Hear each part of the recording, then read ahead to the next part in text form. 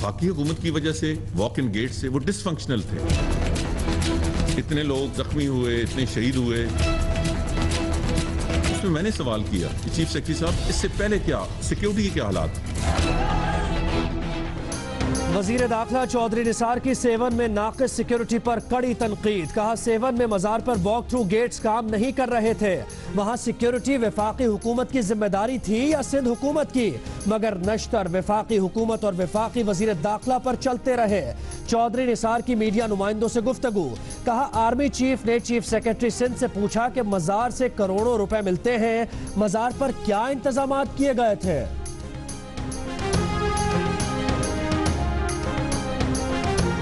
सिंध में दहशतगर्दी के वाकयात के कुछ शवाहिद मिले हैं। जिन चीजों पर तनकीद की जा रही थी उन्हीं की वजह से तफ्तीश आगे बढ़ी है। कहा जा रहा था कि कैमरे नहीं थे, लेकिन उन्हीं के जरिए शवाहिद मिले हैं।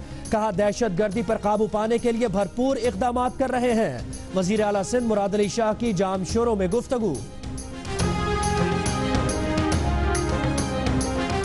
2 साल हो गए, नेशनल एक्शन प्लान पर अमल दरामद नहीं हुआ। फौजी अदालतों के मामले पर हुकूमत ने बिल के मुसव्वदे में सियासी जमातों की मुशावरत के बगैर तब्दीली कर दी। PTI के रहनुमा शाह महमूद कुरैशी की हुकूमत पर तनकीद।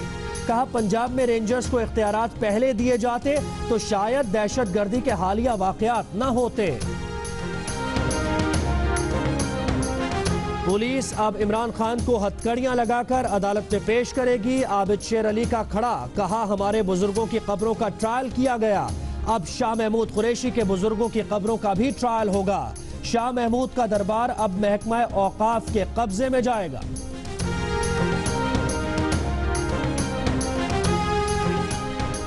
नेशनल एक्शन प्लान में 2 नुकात आर्मी से मुताल्लिक थे, 18 नुकात हुकूमत को हल करने थे। क्या नेशनल एक्शन प्लान के 18 नुकात हुकूमत ने हल कर लिए? मुस्तफा कमाल की प्रेस कॉन्फ्रेंस। कहा फौजी ऑपरेशन मसाइल का हल नहीं, सूबाई हुकूमत और वफाकी हुकूमत मसाइल हल नहीं कर सकती जब तक इख्तियारात यूनियन काउंसिल को मुंतकिल न किए जाएं।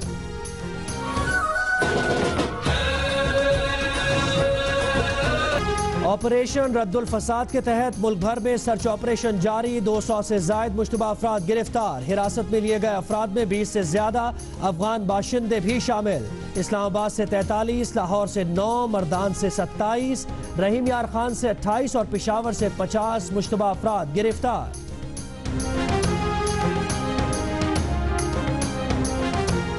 मुशीर खारजा सरताज अजीज ने कहा है कि इख्तिसादी ताउन तंजीम का इजलास 1 मार्च को इस्लामाबाद में होगा।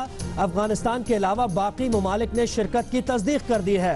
मौजूदा हालात में CPEC इख्तिसादी राब्ते की बेहतरीन मिसाल है। पाक अफगान सरहद की बंदिश एक आर्जी इक़दाम था।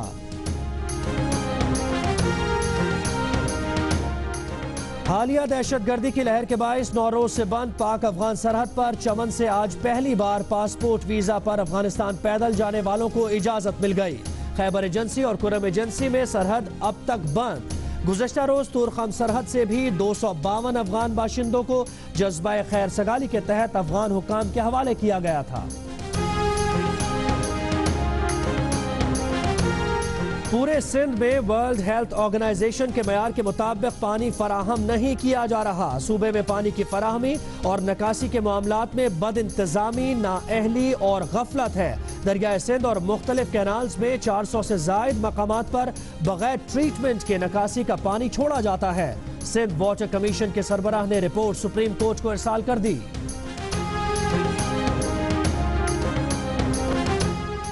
तैयबा तशद्दुद केस में मुअत्तल जज राजा खुर्रम और अहलिया की आज की हाजिरी से इस्तिस्ना की दरखास्त मंजूर। पुलिस को हतमी तफ्तीश के बाद मुकम्मल चालान 2 हफ्तों में पेश करने का हुक्म। 25 मार्च को होने वाली अगली समाअत में मुल्जिमान की हाजिरी यकीनी बनाने का हुक्म। लाहौर के सर्विसेज अस्पताल में एहतिजाजी हड़ताल के मामले में यंग डॉक्टर्स 2 धड़ों में बढ़ गए। अस्पताल में इमरजेंसी खोल दी गई, लेकिन OPDs खोलने के मामले पर यंग डॉक्टर्स उलझ पड़े। मेयो अस्पताल में भी एक धड़े ने हड़ताल खत्म कर दी।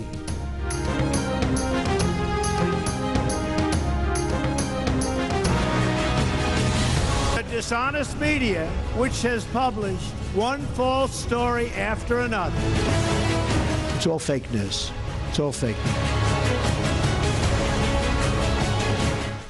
ट्रंप इंतजामिया ट्रंप से भी 2 हाथ आगे। व्हाइट हाउस की ब्रीफिंग से कई न्यूज चैनल्स और इदारों के सहाफियों को निकाल दिया गया।